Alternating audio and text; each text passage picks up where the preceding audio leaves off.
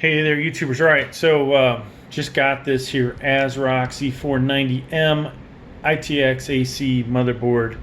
I'm going to take the components off of this computer and we're going to put them on here. Of course, this actually has built-in Wi-Fi, so we won't need the Wi-Fi card.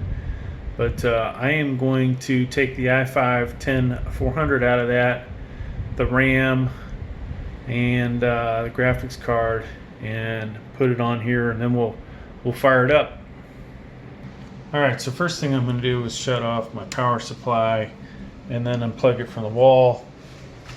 Over here, I might as well get these things disconnected, so I'm going to take the 24-pin connector off as well as the 1x8, and hopefully I can do this while I'm filming.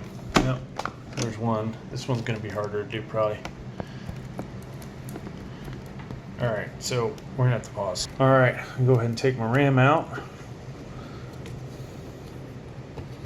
And this is ASRock, so we only have to do one side.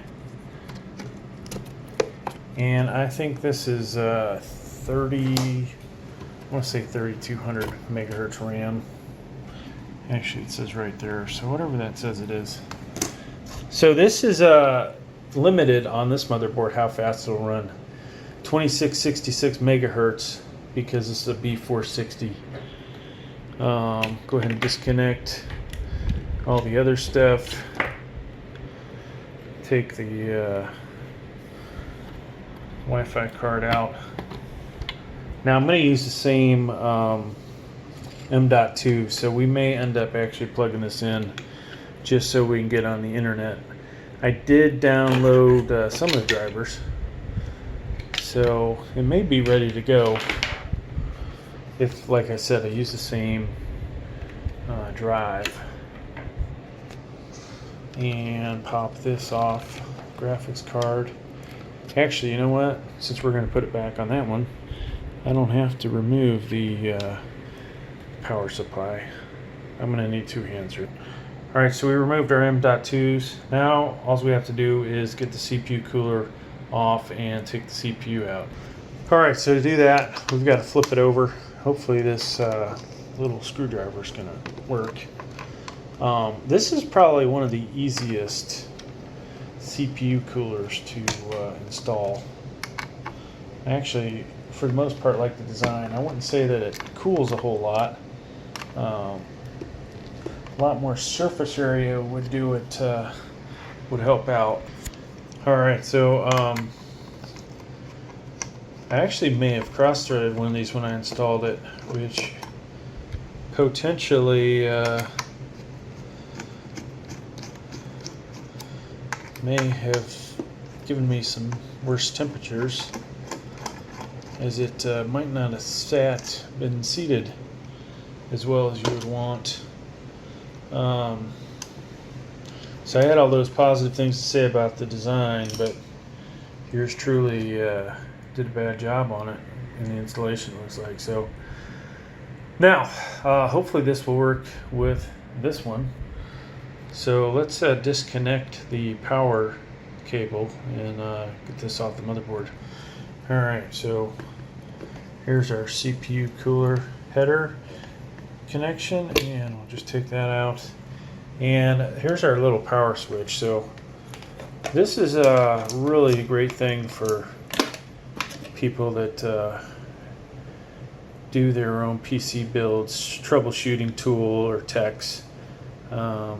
Basically, this has got your power switch, reset switch, hard drive light, and the power LED. So these basically would be the same things that are your case connectors. I'm going to take those out, and voila. So while the CPU's in here, I'm going to clean it up and then get it out of here. Alright, CPU's like new, and we just got to clean up the cooler. Alright, so this CPU cooler may not be like new ever again. So we're going to take our CPU out of here. And not the best thing to handle these with your bare hands. Good to have some kind of electrostatic protection, but in this case we don't have any of that, so we're just going to have to go with it. Alright, so this is going to go in here. We're going to leave the black cover on. It'll pop off. So now we want to pull this back and up and away, and might as well check out our sockets, see if there's any noticeable damage, as well as take a look at our CPU. It looks good. So a couple things when you're putting this in.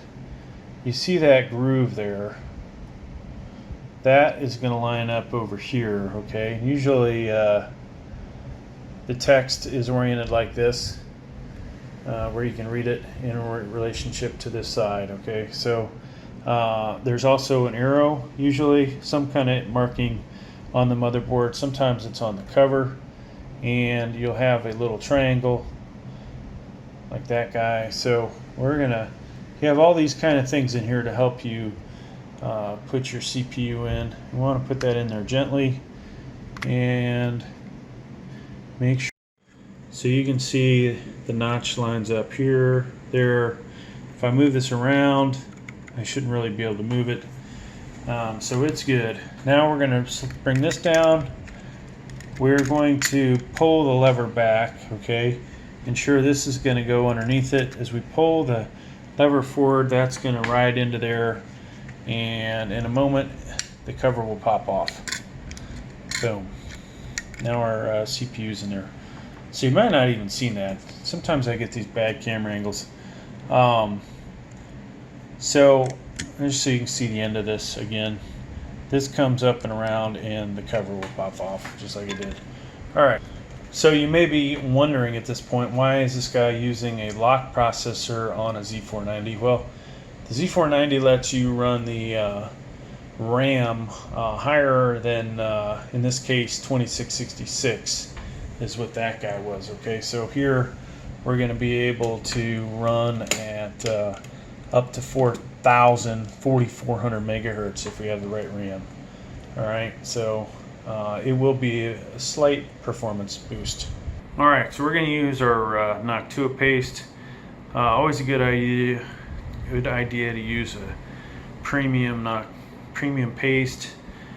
Some of that stuff you might get from China that's super cheap, $3.50 for a huge tube. After a while it'll just look nasty. And whether it transfer heat as well as something like this is another story. Alright, so once we've removed the cap, I'm going to go ahead and put a glob on there. That's about right. Now, of course, your manual will tell you the exact amount to put on there. And it's kind of funny, you know, like, gee, am I going to really be able to measure this? Especially since I usually use millimeters versus inches. But you definitely want to have the right amount. You don't want to have too much. You have too much, it's going to ooze over the side. If you have too little, you don't get enough spread. And that's the thing that's really helping with the heat transfer. Alright, so we've got that ready to go. Now we're going to bring our cooler over here, and I'm going to have to flip this over. So this will be something I can't do with the cell phone. Basically, I'm going to flip this over, set this on top, and screw these in from the back side. Alright, so you just want to get a few threads in on these. Make sure they're in there, and doing this by hand will help you avoid the cross-threading issue that yours truly had on the previous installation. So they're all lined up. They've got a few threads. Now I can get my Phillips head and tighten them down.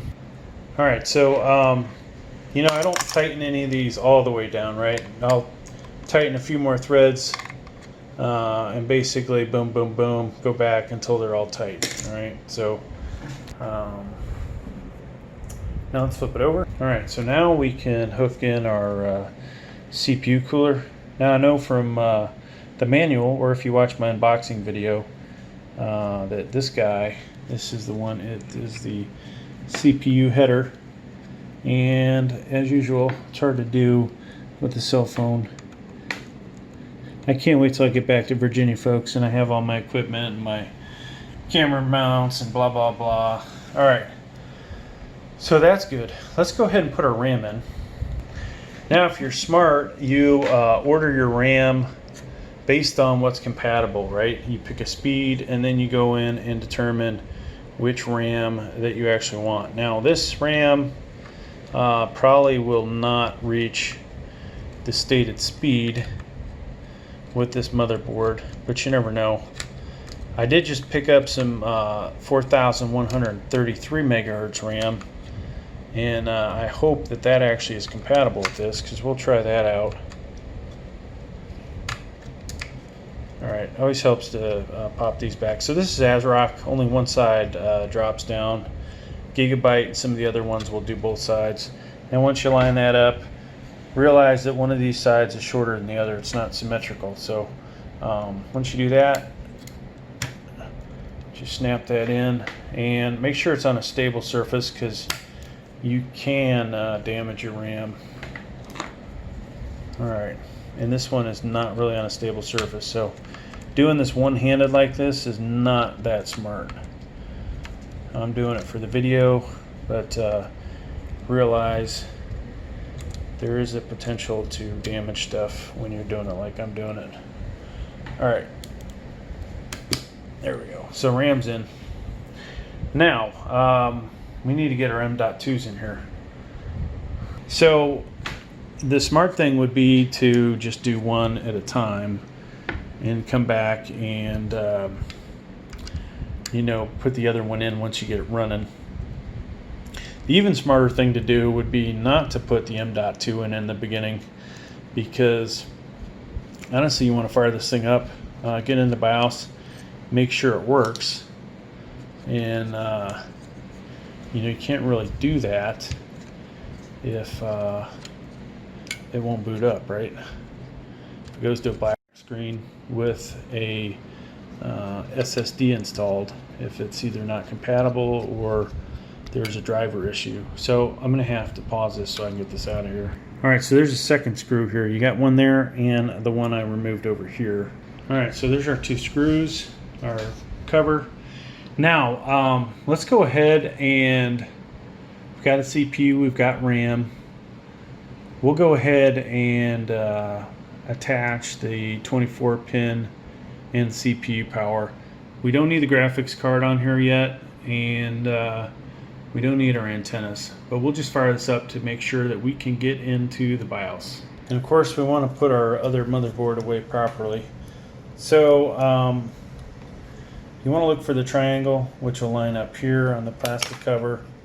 That'll snap in, boom, it's good to go. We'll put it in the electrostatic bag and we'll put it away.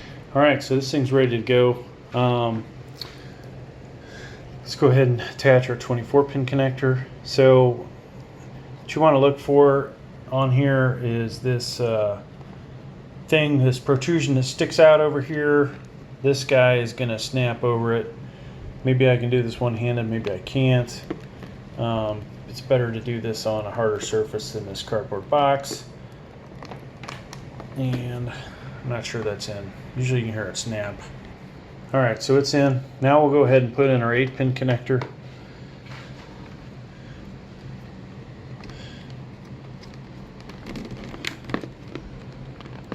So that is in. Make sure that's good. Alright, what else? HDMI. Go ahead and plug that in. And I may not, once again, be able to do this one-handed. We'll see. Alright, so we've got it inserted. Now, to get it in is another story. Okay, so that's in. Now we're going to use our little power switch here. And so we need to remember what's what. So this is HD audio, which we're not going to have. And it should be the front one, as the other one's USB 2.0. So I know second row, second set of 2 pins is the power switch, and that is all we're going to need to turn this on. And this guy, doesn't matter which direction it goes. A lot of times these have an arrow on them, which will let you know that's positive, but in this case I could do either direction. So second row, second set of 2 over, boom, that's in. All right, so what else do we need, folks? We got to plug in the mouse, so I'll do that, and the keyboard. All right, so they're plugged in. Let's see, we're gonna come back and do these. Let's go ahead and turn this on. I've plugged it back in. Find our switch. And these, like I said, are so cool. All right, so if all works, we should see power. Boom, okay. So that's good. Let's turn the 4K TV back on. And I've got to have this set up at the house. This is nice, big table. It's kind of a mess. Big table and the monitor right above me. Of course, I'll have 2 monitors because that's how I roll. But okay, so we're in the BIOS, folks, for the first time on the Z490M. I'll do a BIOS walkthrough. Of course, some of you will probably complain that I don't go in enough detail. It'll be a quick overview, just letting you know what's in there. All right, so our RAM XMP profile set to auto, and I'm not really sure how much we're going to get out of this RAM. It is 3200 megahertz. I can hit XMP profile. Okay, this one only has profile 1. We can try it. We'll see if it fires up. Of course, it's always a good idea, folks, to verify ahead of time that it's compatible. So we may pay the price if it's not. Save changes, exit, yes. So now if it hangs, there's a couple things that might happen here. One, I might have to pull the CMOS battery out. If we're lucky, though, let me turn the flash off. If we're lucky, it will at least reboot on its own. Okay, so it looks like it nailed it, 3200. So this RAM is compatible. All right, so so you see we've got the i5 10400 in here, and 16 gigs of RAM. These are A1, B1. We've got XMP profile. We're running profile 1 with compatible RAM. We don't have any M2s installed, and we don't have our graphics card. So that's going to be the next step. So because we're in the BIOS, there's no way to just shut this off. So we're going to use our power connector. We'll power this off. 5 seconds. And hopefully it's off. Doesn't look like it shut off, folks. Let's try that again. 5 more seconds.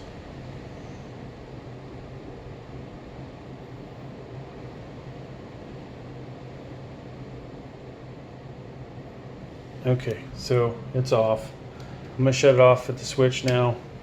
Now, let's go ahead and put our RAM in. We won't put the cover on because we don't want issues. We want to make sure it works. If upon a successful boot up, which this already has an operating system on it, so I'm cheating you guys out of that aspect. I could make this into like a 40-minute video. All right, so they're in there. Saw how they snapped in at an angle. Now we can fire this back up. And I got to turn the switch back on. Fire in the hole. And if we get to Windows, everything's good to go.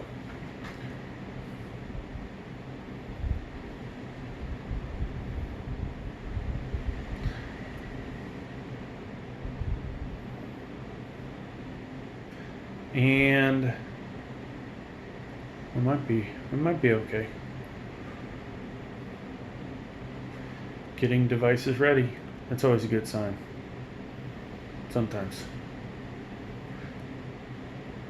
it's not, because it'll hang on this. Okay, there you go. So it booted up to Windows. I'm ready to play some video games. That's gonna do it, folks. So that's the video transferring from the Asus B460 ATX to the ASRock Z490M ITX EC. Thanks for checking out the video. Please like.